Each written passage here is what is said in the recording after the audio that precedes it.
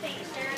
I want to just say thank you to everyone who came out tonight. I know that there were several different events in the community, and we really appreciate you taking the time to come to ours. And I want to tell you a story about a woman in our community who knows what it means to put family first. About 15 years ago, when she was a junior in high school, this woman was faced with a decision that most teenagers never have to think about. At the beginning of her sophomore year, her mother became extremely ill and was hospitalized in Lubbock. And because her mother required extra care, this woman dropped out of high school to care for her mother full-time. She got her GED, but her college plans were put on hold, and she was forced to put her family first. Several years later, she was married and started having children.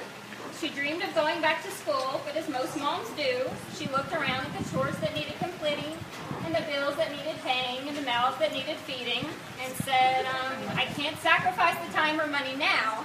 My family needs me at home. So she put her dream aside, and she put her family first.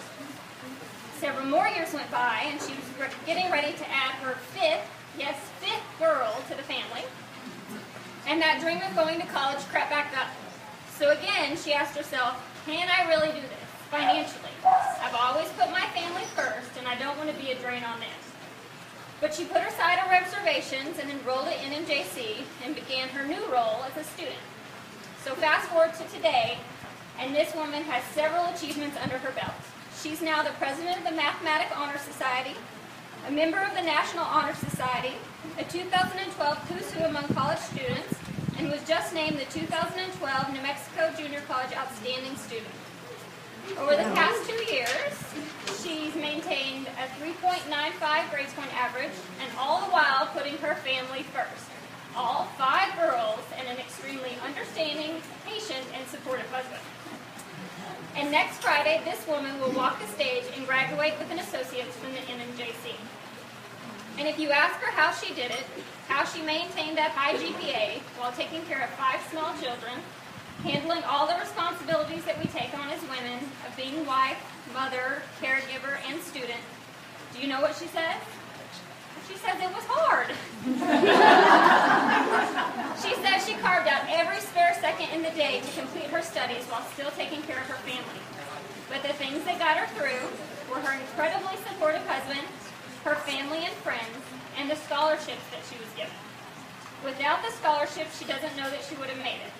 With such a large family, every penny counts. And no mother wants to feel as if she's taking from her family.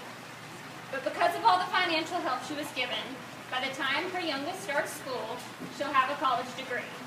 And her girls will always have a mother that they can look up to. This is the story of Heather Adams. Heather is just one of the 6 ladies that we are supporting with scholarships this semester. So you see, these are real women in our community. They're not just students somewhere out there. They're wives, they're mothers, they're workers, all in Lee County. Heather and our other recipients are the face of our fundraiser.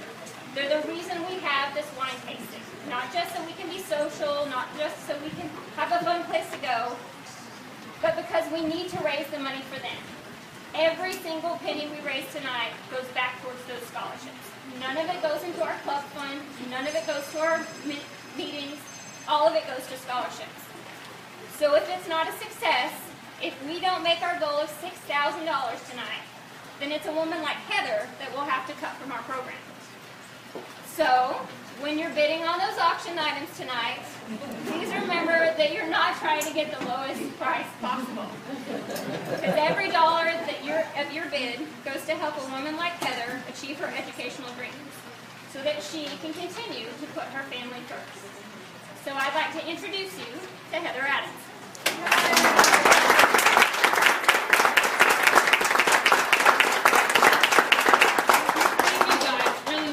I can't say how much I appreciate this and how much it helps. It really does help. So thank you guys, all of you.